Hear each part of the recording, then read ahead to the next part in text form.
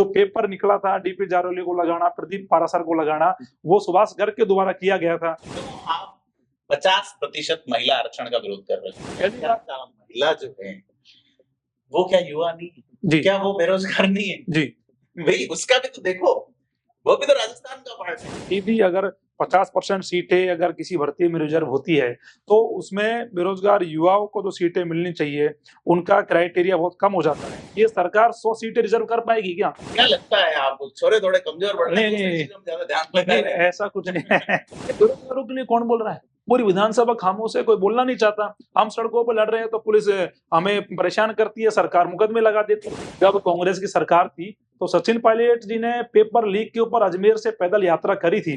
जब एसओजी ने क्लियर कर दिया सर इसमें कि 400 से प्लस लोग एसआई भर्ती में फर्जी तरीके से लगे हैं, उसके बावजूद भी सरकार अगर इस भर्ती पर निर्णय नहीं ले रही है तो राजस्थान की सरकार बहुत कमजोर है। 2 राज्य शामिल है तो पकड़ो आप। राजस्थान में युवा और युवाओं को लेके या युवाओं के द्वारा या युवाओं के ऊपर की जाने वाली राजनीति पे आज के पॉडकास्ट में चर्चा करेंगे एक युवा के साथ कि क्या हो रहा है राजस्थान में।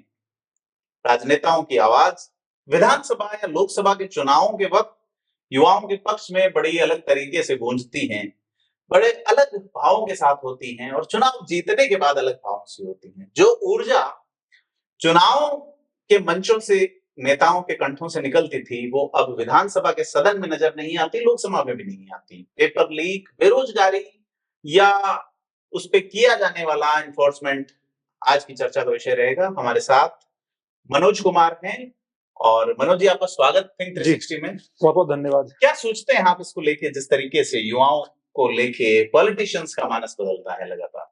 देखो ऐसा है, जो भी पॉलिटिकल पार्टियां है और जो भी राजनेता है वो चुनाव के समय तो युवाओं से बड़े बड़े वादे करते हैं, चाहे बेरोजगारी को लेके हो, चाहे उनकी अन्य समस्याओं को लेके हो।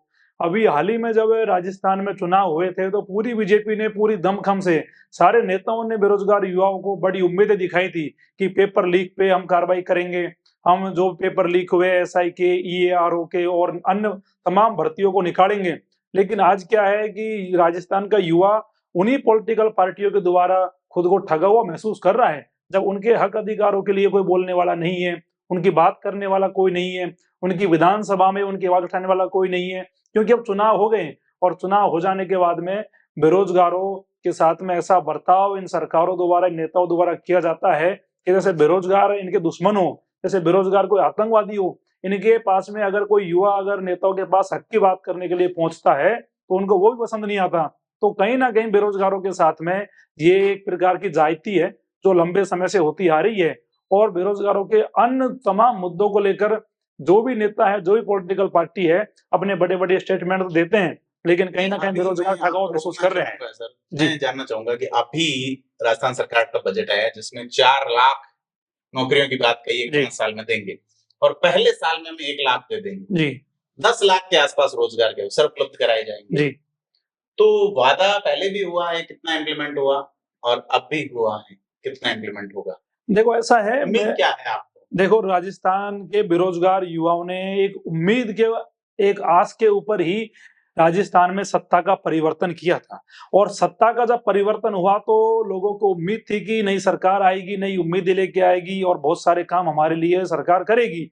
लेकिन जब नई सरकार बनी तो नई सरकार बनने के बाद सबसे पहले बजट की जब इन्होंने घोषणा करी थी तो उसमें 70,000 भर्तियों की घोषणा बीजेपी सरकार ने करी, लेकिन 70 भर्तियों का वर्गीकरण भी ये नहीं कर पाए थे। अभी जो बजट लेके आए हाल ही में, जो 5 साल में 4 लाख भर्तियों की और इस साल में 1 लाख भर्तियों की जो घोषणा करी है, बड़ा सवाल घोषणा करने का नहीं है। बड़ा सवाल ये है कि सरकार इम्प्लीमेंट, जो इनको इम्प्लीमेंट करना है उनको कर नहीं पा रहे। क्योंकि 70,000 भर्तियों में जब 70 भर्तियां नहीं निकाल पाए तो बेरोजगार खुद को ठगा हुआ महसूस कर रहे हैं। अब 1 लाख भर्ती इस साल आने वाली है, ऐसा इन्होंने बजट में दावा किया है, लेकिन बेरोजगार युवाओं को इनकी बातों पे कोई भरोसा नहीं है। अब ये तब हम मान पाएंगे जब ये 1 लाख भर्तियों का वर्गीकरण हो जाएगा, और वर्गीकरण के नाम पे कुछ भी नहीं है। पार्ट चरणबद्ध प्रक्रिया मान सकते हैं जी। एक आपका जो संगठन काम कर रहा है उसमें एक चीज है जिसमें मैं भी थोड़ा सा मत रख सकता हूँ, तो आप थोड़ा समझाने की कोशिश करें क्या है, क्यों आप 50% महिला आरक्षण का विरोध कर रहे हो, देखो क्या समस्या है? पहले तो दिया ही नहीं आपने लंबे समय तक। जी। देखो ऐसा है, इसमें सीधी सी बात है कि राजस्थान सरकार 50% महिला आरक्षण की जो बात कर रही है, जो बिल लेके ये भर्तियों में आ रहे हैं, कहीं ना कहीं ये उन तमाम बेरोजगार युवाओं के हितों के साथ में कुठाराघात होता दिखाई पड़ रहा है मेरे को। क्योंकि सीधी अगर 50% सीटें अगर किसी भर्ती में रिजर्व होती है, तो उसमें बेरोजगार युवाओं को जो सीटें मिलनी चाहिए, उनका क्राइटेरिया बहुत कम हो जाता है। नहीं, मैं पहली क्या बात, चाह रहा हूँ, महिला जो है वो क्या युवा नहीं है? जी क्या वो बेरोजगार नहीं है? जी भाई उसका भी तो देखो, वो भी तो राजस्थान का पार्ट है, बिल्कुल वो भी बेरोजगार है और वो भी युवा है। तो आप बेरोजगार युवा की जो बात करें तो महिला पुरुष वाला मैं जेंडर बेस्ड बात करना चाहूंगा। बिल्कुल। क्यों ये वो डिस्क्रिमिनेशन? एक्चुअली में सरकार ने जेंडर के आधार पर रिजर्वेशन देके ये समाज में खाई पैदा करी है, और सरकार कह रही है कि हम 50% महिला आरक्षण लाकर हम महिलाओं का सशक्तिकरण ऐसा कर रहे तो हैं। नहीं लग रहा आप लोगों के बीच में कुछ ऐसे किस्से आए हाँ, कि महिला आरक्षण के माध्यम से या अपनी कोशिश से कोई महिला नौकरी लगी फिर पति को छोड़ गई, तो हाँ। युवा इसलिए तो नहीं डर रहे कि भाई कहीं को नहीं, वो तो देखो समाज में मतलब एक परिहासिक बिल्कुल चीज है, बिल्कुल नहीं, समाज में लेकिन हर उसको चीज के कहीं दो कहीं पक्ष आगे होते हैं। बढ़ाना होगा। राजस्थान की महिलाएं काफी नहीं, पिछड़ी लेकिन आगे लाने के लिए अध्यापक भर्ती में आप 50% रिजर्वेशन दे रहे हो, यही पर्याप्त नहीं है। हम आगे लाने के लिए महिलाओं के साथ हैं और हम चाहते हैं महिलाओं को आगे लाया जाए, लेकिन आप एक अध्यापक भर्ती में 50% रिजर्वेशन देके आगे नहीं ला सकते हो। महिलाओं के लिए जो नीतियां बनती है, आप उन्हें संसद में अभी 33% आप दे नहीं पाए। क्या भजन लाल जी ने खुद के जो मंत्रिमंडल है, वहां 25 मंत्री है। आप इस बात को समझिए, 2 महिलाएं मंत्री हैं। सबसे पहले भजन लाल जी वहां करीबन 12 महिलाओं को मंत्री बनाए, और राजस्थान की मुख्यमंत्री किसी महिला को बनाए, तो उससे मैसेज जाएगा, महिला सशक्तिकरण होगा। आप महिलाओं को ये क्यों कह रहे हो कि आप तो अध्यापक भर्ती के लिए ही हो? महिला प्रदेश में हर जगह होनी चाहिए जहां उनके लिए नीतियां बनती हो। विधानसभा में क्या ये सरकार 100 सीटें रिजर्व कर पाएगी? क्या नहीं कर पाएंगी। तो इनका ये एजेंडा है वोट बैंक के लिए कि कैसे हम महिलाओं के वोट को मजबूत कर ले। और ये भजन लाल जी महिला सशक्तिकरण नहीं कर रहे हैं, ये भजन लाल सरकार, बीजेपी सरकार खुद का सशक्तिकरण कर रही है इस मुद्दे पे। और बेरोजगारों, जो युवा बेरोजगार है, उनके पास में सरकारी सेवाओं में फिर ऑप्शन बहुत कम हो जाते हैं, क्योंकि युवा में बहुत सारे मैं तो कोटे क्या होते हैं। कैसे कम हुआ भाई? महिला मैं भी सम युवा है, महिला भी नहीं, बेरोजगार है। मैं तो आपको आप वो, पुरुष अभ्यर्थियों की बात कर रहे हैं। हाँ, जी। वो मैं आपको समझा पाऊँ तो वो ऐसा है कि 50% रिजर्वेशन के बाद में महिलाओं को सीधा मिल रहा है 50%। अब क्या होता है कि करीबन 15% महिलाएं पढ़ने में अच्छी भी है, तो जनरल क्वालिफाई कर जाती है, तो ये कितना हो गया 65। अब 5-7% इनको मिलता है डिवोर्सी विडो को, तो ये 70% हो गया। वो अब उसमें कम नहीं, क्यों? आप इसको नहीं नहीं उसी में रहेगा 50 में। नहीं, उसमें नहीं है। अभी तक का जो नियम है वो उससे अलग मिलता आया है, और ये सरकार समझा दे कि उसी में रहेगा। सरकारी कोई क्लियरिटी नहीं है। दूसरी बात, पुरुषों के पास जो सीट बचती है उसमें एक्स आर्मी मैन 12.5% है, स्पोर्ट है, हैंडी कैंप है, तो उनको अगर हम मिलाएं तो ये 85% का एक आंकड़ा पहुंचता है। फिर 15% सीटों में जर्नल, ईडब्ल्यूएस है, ओबीसी है, एससी है, एसटी है, तो सारी कैटेगरी है। उनमें 100 में से 15 सीटें मिल पाती है। तो ये युवाओं के साथ में गलत हो रहा कि नहीं हो रहा, मेरे को आप मैं खुद तो समझाओ ये इस बात समझा हूँ, को, ये गलत है। मैं ये समझा हूँ, जैसे 100 वैकेंसी आई, ठीक है, उसमें इन्होंने कर दिया 50 महिलाएं लेनी। ठीक है, अब एसटी का रिजर्वेशन कितना है? ठीक है। एसटी का राजस्थान में ये 12.5 के है ना? आसपास दे तो रहे। जो एसटी का, एससी का और 50% ओबीसी तक का रिजर्वेशन मान लो, हाँ, तो 50 ओबीसी की पोस्ट अगर है, हाँ, उसमें से 25 महिलाएं होंगी, तो वो हाँ, कास्ट बेस में ही जाएगी। उसी हाँ, तरह से हैंडीकैप्ड है, तो महिलाएं हैंडीकैप्ड नहीं होती। हाँ, सैनिक हैं, मान हुँ, लीजिए सेना में नहीं जा रही है, पैरामिलिट्री में नहीं हुँ, जा रही है, तो वो आप मान सकते हैं कि वो ओवरलैप्ड होगा हुँ, हुँ। कि साहब आप अगर वहां भी करते हैं, तो क्या यह 85% कैसे हो रहा है? मुझे नहीं दिख रहा। मैं आपको ये बता पा रहा हूँ कि अभी क्या है कि 30% महिलाओं के लिए रिजर्वेशन है। जी। इससे पहले तो 30% में क्या है एक्चुअली में कि ये अभी रीट की जो भर्ती हुई है, अध्यापक भर्ती जो अभी संपन्न अभी होने जा रही है, अभी कुछ रिजल्ट बाकी है।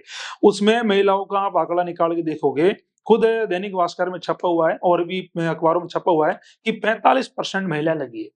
जी। फिक्स लगनी चाहिए थी ना, जो रिजर्वेशन है, लेकिन कितनी लगी? 45। वो कैसे लगी है कि वो जनरल की कैटेगरी में क्वालिफाई करके और वहां पे वो चली गई, तो 45% महिला सीधी लग गई।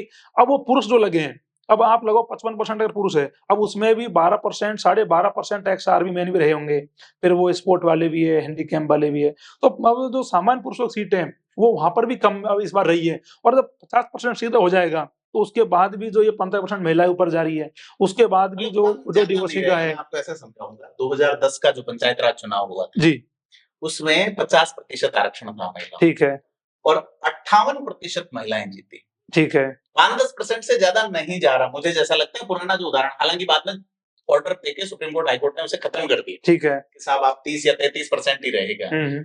तो क्या सरकार आपको समझा नहीं पा रही, या सरकार आपसे इस मुद्दे पे बात ही नहीं कर रही? नहीं, सरकार इस पे ना तो बात करना चाह रही है, ना सरकार की कोई क्लियरिटी है। आप सरकार की तरफ से मेरे को एक सरकार का कोई गजट नोटिफिकेशन बता दीजिए कि महिला ये 50% से ऊपर नहीं जाएंगी, या महिलाओं को हम किस प्रकार से एडजस्ट कर रहे हैं। सरकार के पास में कोई तर्क नहीं है। ये आनन फानन में सरकार ने वोट बैंक के लिए इस बिल को लेके आए, और जब राजस्थान में विरोध हुआ, जब हमने इसकी लड़ाई लड़ी, 2 बार शहीद स्मारक पर आंदोलन किया, दोनों बार राजस्थान सरकार ने गिरफ्तार किया, और अब पूरे प्रदेश लेवल पर मैं इसको एक आंदोलन चला रहा हूँ। चाहे मैं बाड़मेर भी गया हूँ, कोटा भी गया हूँ, दौसा, अलवर, सब जगह जाके आ रहा हूँ, नागौर भी जाऊंगा।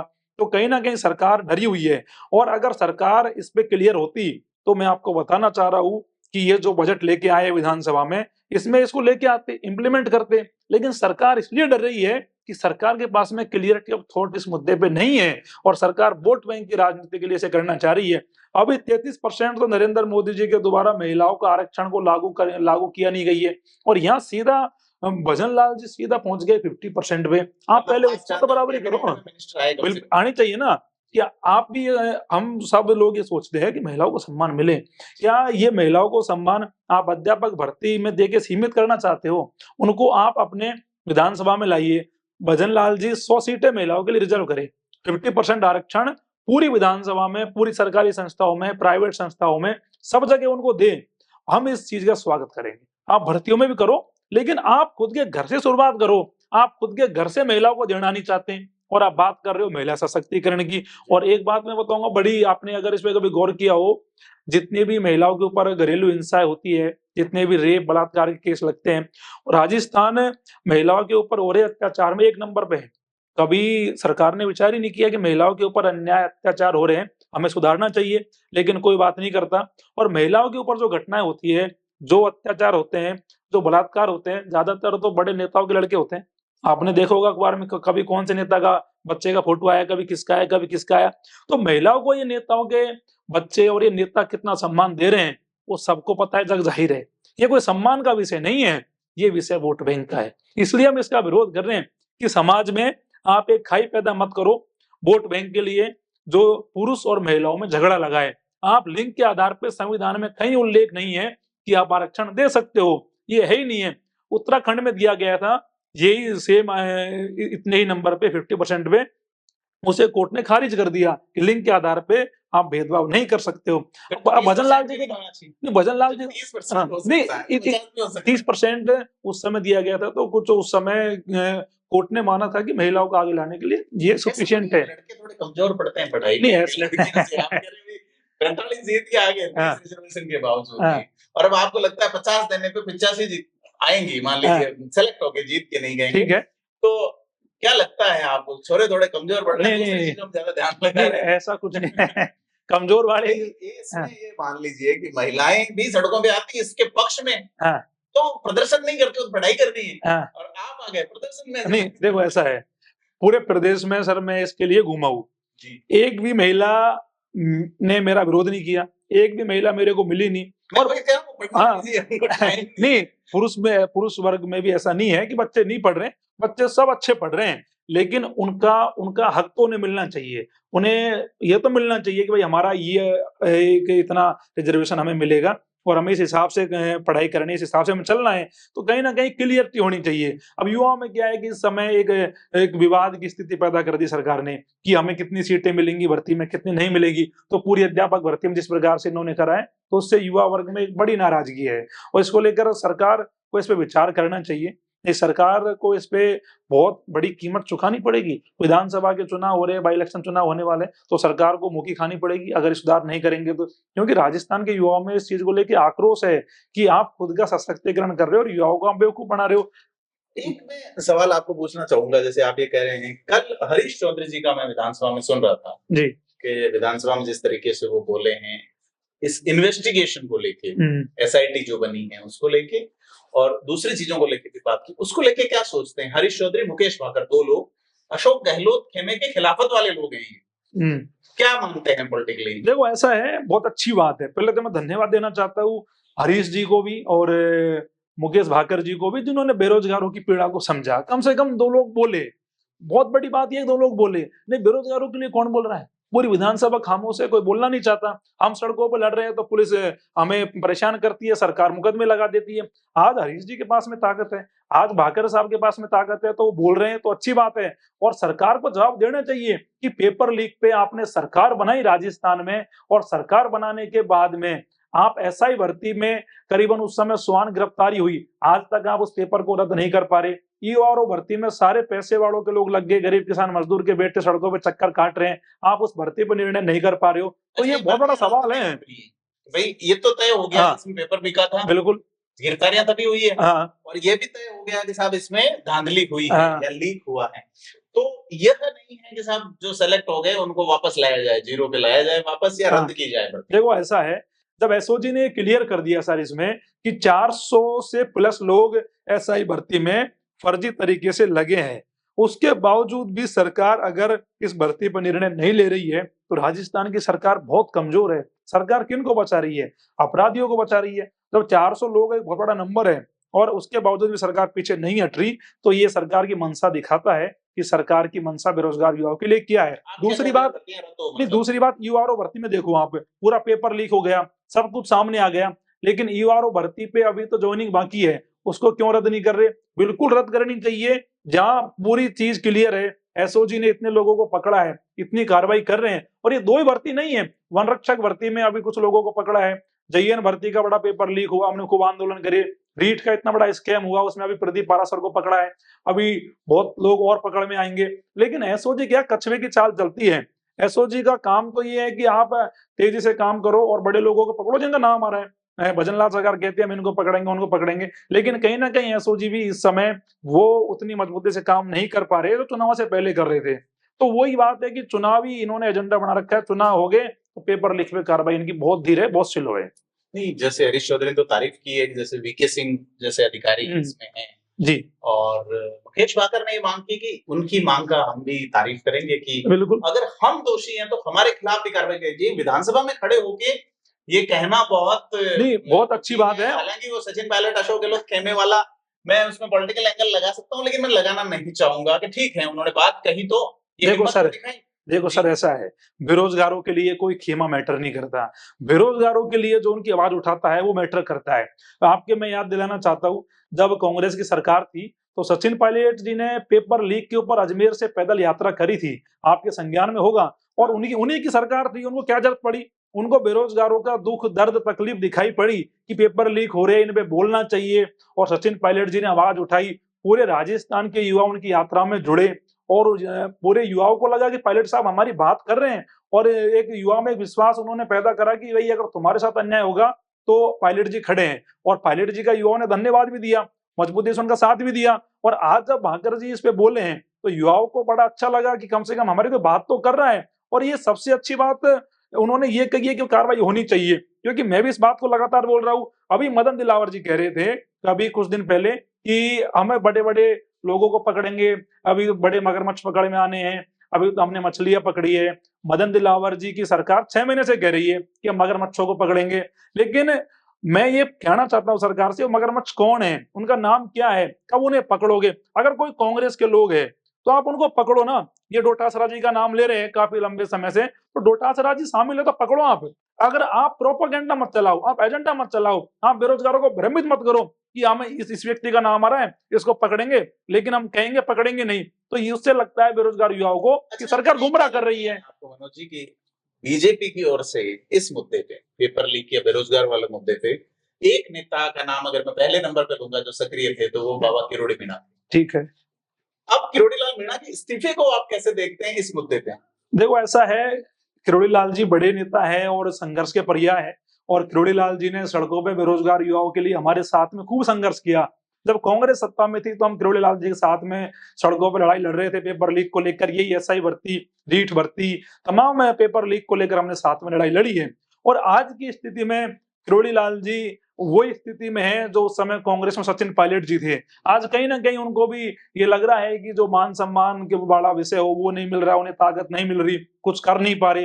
तो किरोड़ी लाल जी को मैं जितना देख पा रहा हूँ इस समय कि वो एक ऐसी स्थिति में है कि जो एक झटपटाहट सी उनके अंदर दिखाई देती है कि मैं कुछ करूँ, लेकिन पार्टी ने उनके हाथ बांधे हुए हैं, तो ज़्यादा कुछ बोल नहीं पाते, ज़्यादा कुछ कर नहीं पाते। हाथ शायद खोल अब दिए। हाथ खोले हैं, लेकिन अभी क्या है कि वो रस्सी पूरी हाथों से हटी नहीं है। अभी उन्होंने इस्तीफा दिया है और अभी केंद्रीय जो नेतृत्व है बीजेपी का, उन्होंने स्वीकार नहीं किया है। और हम बाबा ने जो उनकी बात कही थी, उनके वो धनी हैं, उनकी बात उन्होंने कही थी, तो उन्होंने इस्तीफा दिया है। और बाकी मैं आपको बताना चाह रहा हूँ कि चुनाव पूरे राजस्थान में बीजेपी सरकार ने भजन लाल जी के नेतृत्व में लड़ा था।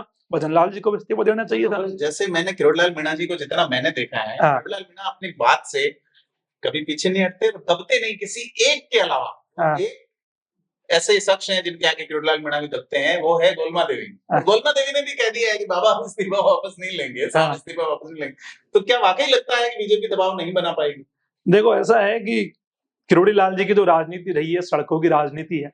अब किरोड़ी लाल जी को अभी ये मंत्री पद रास आया नहीं, शायद हो सकता है कि संघर्ष की राजनीति में उनकी दम घुट रही होगी। पहले आप साथ थे, अब नहीं, अभी हाल-फिलहाल में किरोड़ी जी से मेरा इस मामले में कोई संवाद नहीं हुआ, लेकिन जितना मैं उनको देख रहा हूँ, तो मेरे भी ये है कि अच्छी बात है किरोड़ी लाल जी अगर सड़कों पर संघर्ष करे, लड़े, युवाओं की माँग उठाए, तो बहुत अच्छी बात है। बाकी गोलमा जी भी उनके साथ हैं और तमाम लोग साथ में हैं, लेकिन आने वाले समय में अब वो तो तय करेंगे किरोड़ी लाल जी कि उनकी गाड़ी किस ओर चलेगी, कि दोबारा सड़कों की ओर निकलेगी या दोबारा वो सेक्रेटेरिएट की ओर जाएगी, तो वो तय होना बाकी है अभी। राजस्थान में अब जो ये विधानसभा चल रही है, हाँ। या अब जो ये इन्वेस्टिगेशन चल रही है, पैरेलल एक एसआईटी उसकी जांच कर रही है पेपर लीक को। आफ्टर ऑल क्या चाहते हैं कि कौन पकड़ा जाए? क्या प्रदीप पाराशर, या जैसा मुकेश भाकर ने कहा कि संरक्षण कौन, उसकी ड्यूटी किसने लगाई? देखो, ऐसा है कि ऐसा नाम तो नहीं लिया, लेकिन इशारा नहीं, सीधे तौर पे सुभाष गर्ग की ओर है, क्योंकि उन्होंने आरएलडी का जिस तरह से नाम लिया, आरएलडी के एकमात्र विधायक हैं। नाम लेने में मुझे कोई हर्ज नहीं है। उस समय जब रीट का पेपर लीक हुआ, एसआई का पेपर लीक हुआ, तो हमने शहीद स्मारक पर आंदोलन किया किरोड़ी लाल जी के साथ में। उसी समय का वाकया है जब प्रदीप पाराशर, डीपी जारोली के नाम सामने आए थे। तो उस समय सुभाष गर्ग जी राजीव गांधी स्टडी सर्किल के हेड हुआ करते थे। जो पेपर निकला था डीपी जारोली को लगाना, प्रदीप पाराशर को लगाना, वो सुभाष गर्ग के द्वारा किया गया था। उस समय जांच नहीं हो पाई, चलो ऐसा मान ले कि इनकी सरकार रही होगी, लेकिन आज बीजेपी की जब सरकार है और जब आरएलडी उनके साथ में है, तो अब उनको दिक्कत क्या है कि वो जांच करें कि जो राजीव गांधी स्टडी सर्किल का जो व्यक्ति उसमें शामिल था, सुभाष गर्ग, उनकी जांच होनी चाहिए, जिससे रीट का पूरा 100 करोड़ का घोटाला सामने आ सके, उस पे क्लियरिटी मिल सके युवाओं को। कहीं ना कहीं अभी भी मतलब कि वही पेपर लीक को लेकर एसआईटी तो कांग्रेस सरकार ने बनाई थी, लेकिन सब दिक्कत ये हुई कि बेरोजगार युवाओं में वो विश्वास नहीं दिला पाए। अगर एसआई भर्ती को, अगर रीट की भर्ती को और तमाम भर्तियों की जांच ईमानदारी से करते अशोक गहलोत जी और इन पेपरों को रद्द करते और बेरोजगार युवाओं का विश्वास जीतते, तो राजस्थान में उनकी सरकार रिपीट होती। लेकिन पेपर लीक के मुद्दे पे राजस्थान में कांग्रेस सरकार चली गई और बीजेपी सरकार का सबसे पहला ही मुद्दा ये था कि हम सत्ता में आएंगे तो आरपीएससी को भंग करेंगे, हम जो भी संस्था है उनको हम सुधार करेंगे। लेकिन आरपीएससी में आज तक बीजेपी ने एक बाबू नहीं बदला, कोई कार्रवाई नहीं कर पाए। और अब जब इनके हाथ में सारी चीज है, सेंटर में इनकी सरकार है, यहाँ इनकी सरकार है, पूरा बहुमत इनके पास में है, फिर भी ये एसआई भर्ती को रद्द नहीं कर रहे, ईआरओ को नहीं कर रहे, वन रक्षक को वे कोई कार्रवाई नहीं कर पा रहे। अभी फायरमैन भर्ती में भी जांच चल रही है, पीटीआई भर्ती में बड़ा स्कैम हुआ है, जईएन भर्ती में बड़ा स्कैम हुआ है, तो लाइब्रेरियन भर्ती में बड़ा स्कैम हुआ है। लेकिन वो ये कि बेरोजगार युवाओं को लगता है कि भाई ढाक के 3 बात है, जैसी कांग्रेस वैसी बीजेपी, की वोट बैंक के लिए युवाओं को यूज कर लिया और आज पेपर लीक पे पूरे बीजेपी के नेताओं की बोलती बंद है, जवाब नहीं दे पा रहे माननीय मुख्यमंत्री जी। और मैं ये कहना चाहता हूं माननीय मुख्यमंत्री जी से भी, आपके माध्यम से भी, कि आप काम करो, आपको किसने रोका है? जिन भी लोगों के नाम है, बड़े लोगों के नाम है, चाहे कांग्रेस के नेता हो, चाहे वो बीजेपी के नेता हो, चाहे सामाजिक नेता हो, उनके ऊपर आरोप आप लगा रहे हो, आप उनको जेल में डालो ना। देखो काम तो हुआ है, जिस तरह से संपत्ति अटैच कर रहे हैं, जिस तरीके से सुरेश ढाका ने ये अपील लगाई है कि मैं इन शर्तों पे आ सकता हूँ, एसओजी शर्त नहीं मानती, तो पहले की अपेक्षा चीजें तो बदली है निश्चित तौर पे। क्या मानते हैं आप? देखो सर, मैंने कहा ना कि एसआईटी का गठन कांग्रेस ने भी किया था पेपर लीक के मामलों पे, लेकिन कितनी कार्रवाई हुई? चुनाव के समय बीजेपी ने कार्रवाई कराई, 100-200 लोगों को पकड़ा, और आज एसओजी 10 मतलब कि क्या होता है, 10 दिन में, 15 दिन में किसी एक व्यक्ति को पकड़ती है, भाई फलाने पेपर में फर्स्ट ग्रेड में ये व्यक्ति है, ये डमी बैठा हुआ है, ये वन रक्षक का, ये उसका है, ये उसका है, लेकिन वो कार्रवाई बहुत धीरे कर रहे हैं। अब बात ये है कि कार्रवाई तो कांग्रेस भी कर रही थी और ये भी कर रहे हैं, लेकिन निर्णय क्यों नहीं ले रहे हैं? क्यों एसआई भर्ती पे निर्णय नहीं ले पा रही सरकार? जब 450 लोगों का वीके सिंह जी ने कहा था कि 450 लोग फर्जी हैं, आप समझिए इस बात को। उसके बाद भजनलाल सरकार के इतने कमजोर मुख्यमंत्री राजस्थान के, जो एसआई भर्ती पे निर्णय नहीं कर पा रहे, क्या यूआरओ भर्ती पे निर्णय नहीं कर पा रहे, उसके पीछे कारण ये भी हो सकता है। बिल्कुल, क्योंकि युवा जी चौधरी जी वाला स्टेटमेंट है 1-2 दिन पहले का, उसमें वो ये कहते हैं कि कोचिंग इंस्टीट्यूट जिम्मेदार है। हाँ, आप कितना मानते हैं इसको?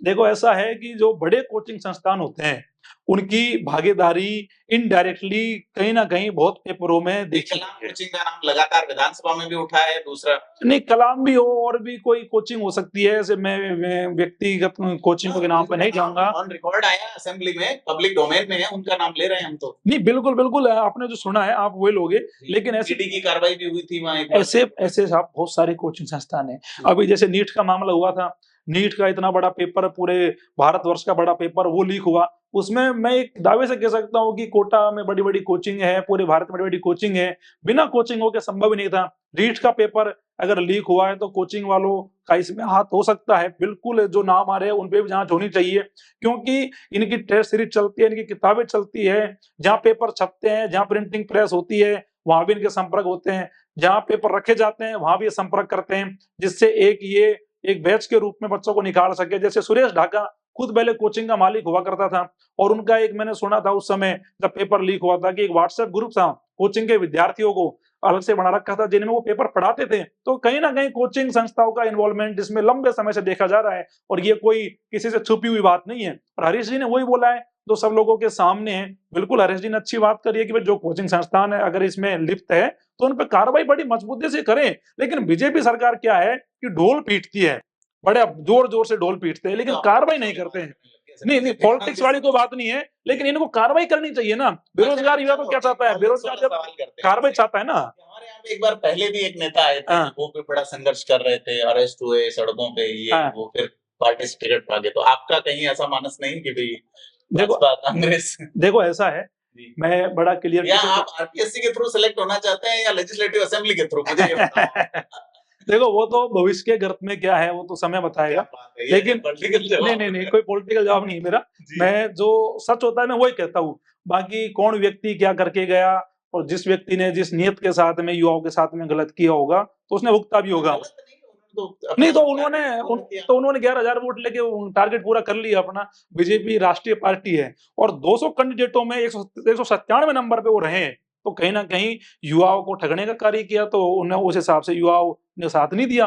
क्योंकि आप हमेशा क्या है, क्लियरिटी रखो, ये मत कहो कि मैं ये नहीं करूंगा, मैं वो नहीं करूंगा। और मैं तो कहता हूं, मैं आज आपके सामने कह के जा रहा हूं कि अगर बेरोजगार युवाओं की लड़ाई को मैं जब सड़कों पर लड़ रहा हूं, आज मेरे को पुलिस पकड़ लेती है, आज मेरे मुकदमे लगा देती है। क्यों लगा देती है? मेरे पास ताकत नहीं है। अगर मेरे पास ताकत होगी, मैं कहीं अगर अच्छी जगह अगर मैं पहुंच जाऊंगा, तो मैं उन बेरोजगार युवाओं की लड़ाई को बड़ी मजबूती से लड़ूंगा। क्योंकि जो सदन में आज के लोग बैठे हैं, विधानसभा में बैठे हैं, इन्होंने एक ने भी बेरोजगारों की लड़ाई कभी नहीं लड़ी, इन्होंने बेरोजगारों की पीड़ा कभी देखी नहीं, तो इन्हें फर्क ही नहीं पड़ता ना कि बेरोजगारों की समस्या क्या है। आज मनोज मीणा को पता है ना। नहीं साहब देखो, मानो आप नाम ले लेते हैं, वो हार गए पूरी तरह। बलजीत यादव ने जिस तरीके की लड़ाई लड़ी थी पिछली बार विधानसभा में, अगर युवाओं के मुद्दे पे कुछ सक्रिय रहे, पूरे 200 विधानसभा में बंदा दौड़ा करा, पार्टी बनाई, चुनाव हार गए। देखो ऐसा है, बलजीत जी के चुनाव के पीछे वहां के लोकल क्या गुणागणित रही उनकी।